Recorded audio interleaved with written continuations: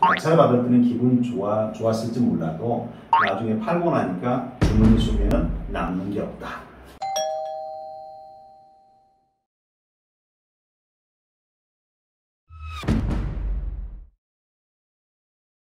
안녕하십니까, 미소경매TV입니다. 오늘은 지분경매에 대해서 한번 살펴보려고 합니다. 지분경매하면 소액으로 투자를 할 수 있을 것만 같은 그런 생각에 관심이 가게 되는데요. 네, 오늘 그 지분경매에 대해서 한번 법무사님께 여쭤보도록 하겠습니다. 지분경매 과연 무엇인지 좀 명확하게 설명 좀 부탁드리겠습니다. 일반적으로 부동산은요, 대부분 단독 소유가 대다수를 이루고 있습니다. 근데 어떤 부동산을 갖다가 혼자 단독 소유하는 게 아니고요, 그 부동산을 갖다 여러 명이서 서로 공동 소유하는 경우가 있을 수가 있죠. 그래서 그런 공유 관계에 있는 물건들이 그 한 공유자한테 받을 채권자가 그저 그 공유 지분만 경매를 신청했을 때 진행되는 게 바로 지분 경매다, 이렇게 보시면 될 것 같습니다. 죄송합니다. 네, 그러면 네. 그 공동 소유자가 대표적으로 어떤 분들이 있을까요? 뭐 제가 추측하는 거는 뭐 부부 공동명의였을 경우나 뭐 아니면 유산으로 받아가지고 하는 경우, 그런 상속, 네. 맞습니다. 이제 대표적인 게 이제 우리가 상속된 재산을 갖다가 이제 상속인들이 서로 간에 법정 상속분대로 이렇게 나누다 보니까 공유 관계가 형성되는 게 있고요. 부부지간에도 한 물건을 갖다가 반씩 공동 소유하는 경우가 간혹 나옵니다. 이런 것들이 좀 많이 나오는 편이죠. 네, 그렇군요. 그러면 그렇게 공동 소유하는 과정에서 그 중 한 분이 채무가 생겼을 경우에 이제 그렇죠. 그렇게 지분 경매로 나오는 거군요. 그렇죠. 그 지분도 하나의 그 채무자인 재산이지 않습니까? 네. 그래서 우리가 이제 공유 물건에 대해서 우리 민법에 들어가면요, 공유물의 처분 같은 경우는 공유자 혼자 할 수가 없습니다. 모든 공유자들이 다 동의해야만 처분이 가능한 건데, 지분 처분 같은 자기 소유 지분이잖아요. 이 처분은 지분 처분의 자유가 있기 때문에 채권자가 공유 지분에 대해서만 이제 경매를 통해서 환가해서 자기 채권을 변제받기 위해서 경매를 진행한다. 이런 게 지분 경매다, 이렇게 보시면 됩니다. 근데 제가 만약에 지분 경매를 통해서 낙찰을 받게 됐어요. 네. 그러면 이제 그 부동산에 대해서 사용 수익을 해야 할 텐데 공동 소유를 하고 있는 그 지분을 갖고 있는 다른 분이 계시잖아요. 그럴 경우에 사용 수익 어떻게 하게 될까요? 우리 민법에 들어가면 일단 사용 수익이라는 얘기는 하나의 관리행위라고 볼 수도 있거든요. 그래서 그 공유물을 갖다가 관리하는 행위 할 수 있는 거는 과반수 지분권을 가진 사람들만 일단 관리행위를 갖다 적법하게 할 수 있다, 이렇게 되어 있습니다. 그 과반수라는 건 반수 이상이 되겠죠. 그러니까 2분의 1 갖고는 안 되고요, 2분의 1을 갖다 초과해야 되겠죠. 그런 지분을 갖고 있는 사람은 그 사람은 관리처분권이 있기 때문에 사용수익을 단독으로 할 수도 있고요, 아니면 다른 제3자한테 어떤 임대차 계약을 체결해서 그 사람이 사용수익하게 만들 수도 있는 겁니다. 이런 것도 다 적법하다고 볼 수도 있죠. 다만 단독 소유가 아니잖아요. 네. 그래서 자기 지분 외의 것들은 남의 걸 갖다가 쓰는 걸밖에 안 돼요. 그래서 다른 소수 지분권자들한테 그만큼의 부당 이득 정도는 반드시 줘야 된다는 겁니다. 근데 이제 우리 경매에서는 사실상 그 지분 경매에 나왔다 해서 그걸 낙찰받아서 사용 수익하기 위해서 낙찰받는 사람은 그렇게 많지가 않습니다. 대부분 이제 어떤 재테크 목적의 일환으로 해서 입찰 들어가는 분들이 많이 계시죠. 네.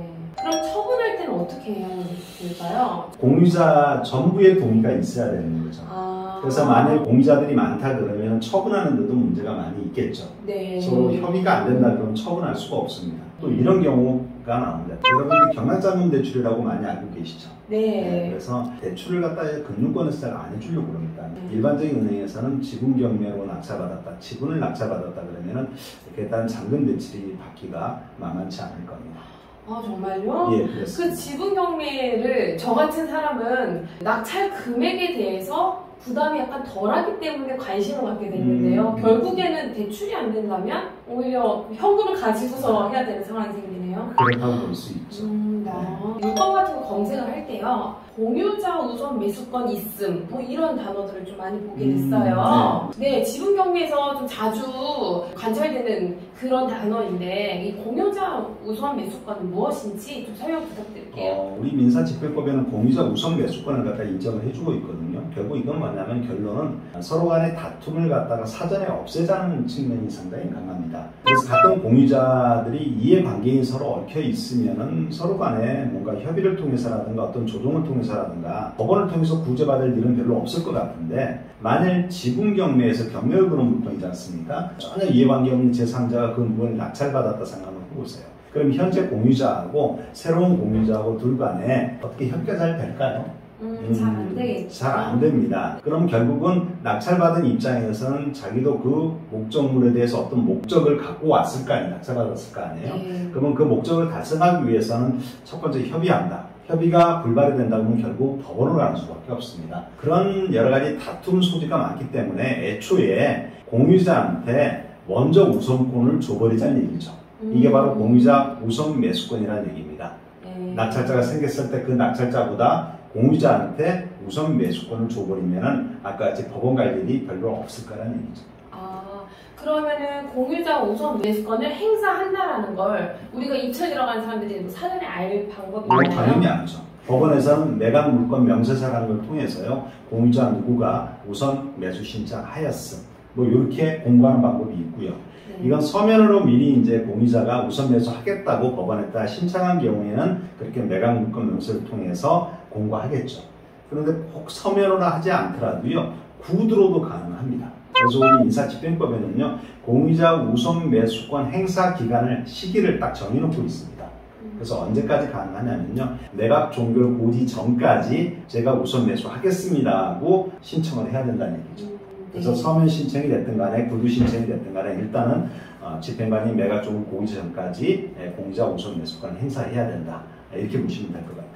이제 공유자가 우선 매수권을 행사해서 부동산이 처리가 됐어요. 네. 아쉬운 거죠. 그래서 잔금을 안 내는 거예요. 재매각 사건이 되고 나중에 이 공유자 우선 매수권을 행사한 사람이 다시 다음번에도 또 할 수 있는 기회가 혹시 있나요? 공유자 우선 매수권은요, 이게 매일 행사할 수는 없고요, 행사를 갖다가 이례로 딱 제한하고 있습니다. 공유자한테 매일 매각기일마다 새 매각기일마다 우선 매수권 줘버리면요, 공유자, 일부 공유자가 남용할 수도 있는 거거든요. 그래서 그걸 막기 위해서 딱 한 번만 해라. 이거는. 그렇군요. 네. 지분 경매로 낙찰을 받은 분들은 보통 어떻게 처리하시는지 그것도 궁금해요. 현재 지금 다른 공유자 그 목적물을 사용 수익하고 있겠죠? 네. 그랬을 때 결국은 내가 어떤 수익이 발생되려면요, 현재 사용하고 있는 공유자한테, 야, 내가 이번에 이렇게 공유지분을 낙찰받았으니까 내 너한테 팔게. 그러니까 뭐 이 정도로 이익금만 나한테 주면 돼 하면서 아마도 매수 청구를 할 수 있겠죠. 그러면 상대방이 그 서로 협의가 돼서 그걸 사게 되면요, 아주 간단한 방법으로 내가 단시간 내에 수익을 낼 수 있겠죠. 근데 그게 쉽겠습니까? 쉽진 않을 것 같긴 해요. 네. 그렇게 된다면 또 반대로 이럴 수도 있잖아요. 예를 들어 공유자가 있음에도 불구하고 그 공유자가 우선 매수를 안 했다는 얘기는 그 정도로 자력이 없다고 볼 수도 있거든요. 돈이 없으니까 그렇게 되지 않았겠습니까? 그러면 그 공유자한테, 그러면은 너가 그렇게 자력이 없으면 너 지분을 나한테 좀 팔 수 없을까? 이렇게 얘기할 수도 있겠죠. 그래서 매도 청구할 수도 있다. 이렇게 볼 수 있습니다. 상대방이 그래, 내가 돈이 없어, 나 급해, 자 내 거 사가, 이러면 또 원만한 합의로 인해서 내가 어떤 목적을 달성할 수도 있겠죠. 근데 그 협의에서 서로 간에 매도 매수 청구가 안 된다 그러면 또 마지막 한 가지 방법을 이제 다른 공유자한테 제시할 수 있는 게, 그럼 이 목적물을 전부 처분해서 그걸 돈으로 나눠서 나누자, 뭐 이런 경우도 발생될 수 있겠죠. 이런 협의가 서로 간에 안 된다 그러면 결국은 다른 공유자는요, 그 공유자를 상대로 공유물 분할 청구 소송을 통해서 적법하게 법원의 판단에 따라서 공유물 분할하는 방법이 있습니다. 네, 그렇군요. 이 지분경매에 쉽게 볼 건 아니거든요. 이 지분경매는요, 서로가 협의가 잘 돼서 끝내면 좋을 텐데 그러지 못하면은 결국은 소송을 통해서 뭔가 정리하는 과정으로 들어가야 된다는 얘기죠. 그러면 시간도 많이 걸리고요, 그에 따른 부대 비용도 많이 들어갑니다. 물론 낙찰받은 사람이 스스로가 어떤 소송을 수행할 어떤 법적인 지식이 있다 그러면 좋을 텐데 그게 없다 그러면 뭐 변호사라든가 아니면 최소한 법무사를 통해서 뭔가 소송을 진행해야 될 텐데 그렇게 된다 그러면 예상치 못한 또 비용이 발생될 수도 있죠. 또 이런 경우가 나옵니다. 당사자이 협의가 안 됐다 그러면 결국은 법원 간다고 그러지 않습니까? 그 당사자가 합의가 안 된다 그러면 결국 마지막 한 가지 방법이 법원에서도 판사님도 결국은 그 물건을 팔아가지고 그걸 현금으로 만들어서 나눠주겠다는 거죠. 그럼 결국은 이제 입찰하는 아까 낙찰받은 사람은 수익률 분석을 어떻게 해야 되냐면은 최초의 지분에서 내가 낙찰받은 금액하고요. 그 다음 합의가 안 됐을 때 판사님의 판결서 가지고 공유물 분할 경매를 명을 받아서 경매를 신청하게 되어 있거든요. 그럼 그 경매를 갖다가 신청한다 그러면 경매 사건이라는 게 지금 기본적으로 1년이 넘게 걸리고 있습니다. 소송하는 기간, 그 다음 또 경매가 실질적으로 낙찰되기까지 기간, 이런 모든 걸 따진다 그러면 1년 6개월 정도의 시간이 걸린다 생각해 보자고요.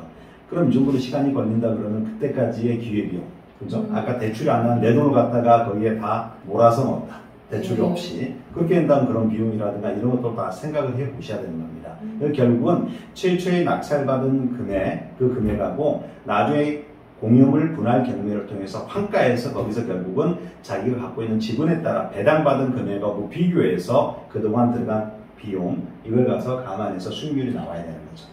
그래서 이런 모든 것들을 갖다가 어느 정도 수익 분석을 해서 입찰가가 여기서 나와야지 지분 경매에서 그런 걸 갖다 등한시했다 그러면 결국은 낙찰 받을 때는 기분 좋았을지 몰라도 나중에 팔고 나니까 주머니 속에는 남는 게 없다. 공부만 열심히 했다. 이렇게 볼 수도 있죠.